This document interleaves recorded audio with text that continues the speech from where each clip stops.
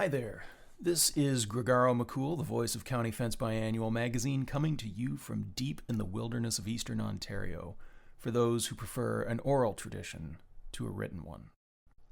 The stories you're about to hear were released to our print subscribers in real time, but we'll be releasing one story from the past 2 years on the first and third Thursdays of each month at 10 p.m., free for our new digital audience.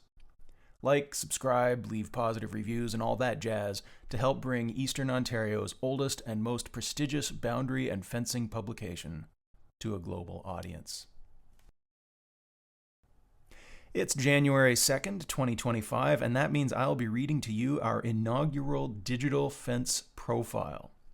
Mr. X lives not far from yours truly, and it didn't take long for our fearless editor-in-chief, Jules Octavian, to be on the case. I hope you enjoy. It has not been since October of 1983 that someone has so captured the interest of the County Architectural Society's Boundary Subcommittee. In those days, it was the sheer creativity of Marvin Whitney's dry motorcycle frame wall separating his horseshoe arena from the hot tub viewing platform. As he told us at the time, his guests were crowding the lanes, given that he was such a celebrity of the day. People would regularly travel as far as Denby just to challenge him, and once the tension was so high in a match that Peter Foster from Millhaven choked and entirely missed his shot, the projectile splashing down between two young women luxuriating in the restorative waters. "Never again," barked Mr. Whitney as I took down his story. He was the safety officer at his family's historic lumber mill and could not abide someone being hurt unnecessarily. But why motorcycles, you may ask? Well, there are two reasons. First, Mr. Whitney was a rather devotee of the recently revived adventure version of the famed Honda Cub, and the municipality was putting pressure on him to move his parts yard from the front to the back of his property, where they claimed it would be less of an eyesore. Secondly, Mr. Whitney had quite a rascally sense of humor and thought the frames could be arranged in such a way that it might invoke the image of amorous ponies, a metaphor he thought fitting for the feisty little motorcycles. Mr. Whitney's fence captured the zeitgeist because of his creativity and joie de vivre, while the fence we unfortunately cannot picture has captured our interest out of sheer scale. It is a simple yet elegant archtop aluminum fence, itself nothing remarkable, yet an oddity in these parts where most reach for page wire or simply posting no trespassing signs. No, Mr. X's fence, he's requested that his identity be protected, runs for a full 6 kilometers. This is not unusual in farm country, but such large boundaries are typically meandering stone or rail fences. Labor-intensive, yet rustic, fitting, made from the very landscape the farmer is earnestly willing his fellow patriots' sustenance out of. Mr. X's fence is another thing altogether. From the road, Mr. X's home is well-built, well-maintained, and modest, a smart brick bungalow of about 2,000 square feet. His vacation home is nearly the same size and sits just across a tiny parking area, decidedly a more cottage-appropriate architecture. 3 outbuildings are scattered across golf course quality landscaping where he stores his various RVs and antique car collection, though it is rare that you will see this collection parked in view of the road. Perhaps most curious are several man-made ponds with elaborate concrete bridges built across the span. There are no paths to or from these bridges, nor is it difficult to simply circumnavigate the ponds on one's perambulations, yet this is merely a small part of Mr. X's expansive acreage. The rest is dense woodland. Indigenous settlement is believed to have been sparse in this region.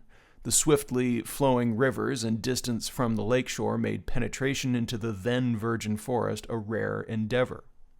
While this region is beautiful to behold, there is little of value to hunter and gatherer societies. Today, the forests, once denuded by early lumber barons, are again becoming mature, but are nonetheless new growth.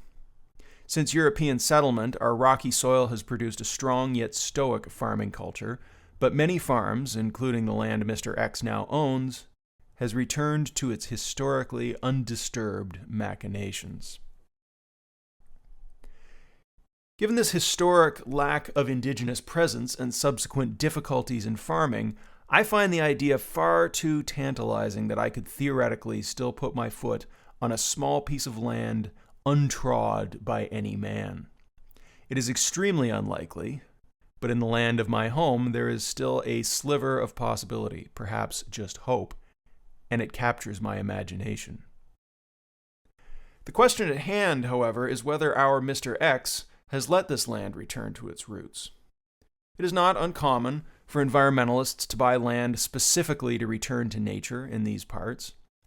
But does one surround that land with 6 kilometers of top-notch fence and develop a portion with the attention of a greenskeeper?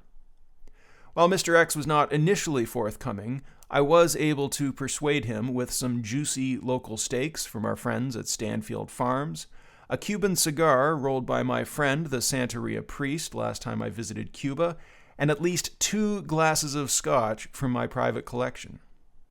We spent a lovely evening rollicking through the stories Mr. X honored me with here at County Fence HQ. That said, while the evening has proven only slightly fuzzy in my recollection, the truth remained illusory. A fence of such industry as this one fills the imagination with wonder.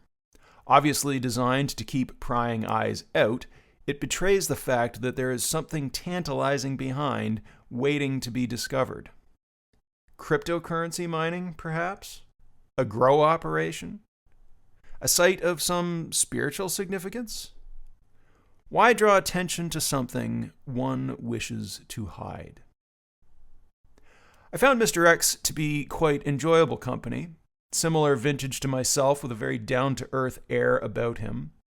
Of the 3 occasions we have met, each time he has worn an outfit not dissimilar to a school custodian. It seems that he rarely leaves the property, but spends most of his time working on his car collection. He referred to it as his happy place. As the chaos of the world spins around him, he can spend days in near total silence, polishing this or that from a vehicle designed for another time and place entirely. His collection is mostly early American marks, but he hinted that he also has a few rare European specimens as well. Truth be told, Mr. X was entirely unassuming. A person one would barely notice at the local grocery store and would fit in comfortably with the jabber of older farmers gossiping the day away in a small-town diner. Yet I could see no clear interest in this land on Mr. X's behalf, this not even being where his ancestors settled. As I have turned over the enigma that is Mr. X, I cannot help but turn my mind back to the Ontario gold rush of the 19th century. The land on which Mr. X's and my own property sits is famously mineral rich. Something like 3/4 of the mineral catalog is found beneath our feet in this rugged landscape. The gold rush itself was a bust, lasting only long enough to establish a few mines in time for their own abandonment. Yet it seems the problem was not lack of minerals, but rather that industrial extraction was not economically viable. At the turn of the century, there was significant mining in this area, sufficient to land a Ministry of Northern Development and Mining office outside the village of Tweed. And to this day, the Bancroft Rockhound Mineral Jamboree draws large crowds from all over the world each year. The minerals remain, just without a business case. To my mind, it begs the question of whether a man such as Mr. X's industry might be able to pay for such a lifestyle using quiet and uninvasive pioneer mining techniques.